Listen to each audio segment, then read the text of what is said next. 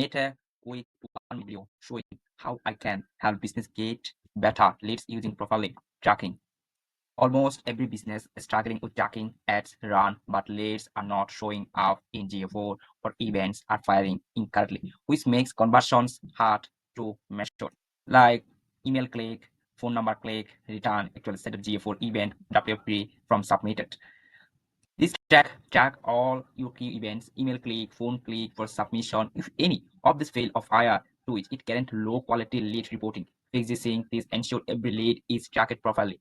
Actually, I can show directly results upcoming GA4 event phone click tag.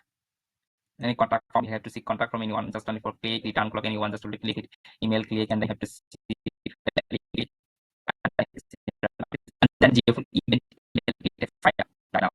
See, phone number click.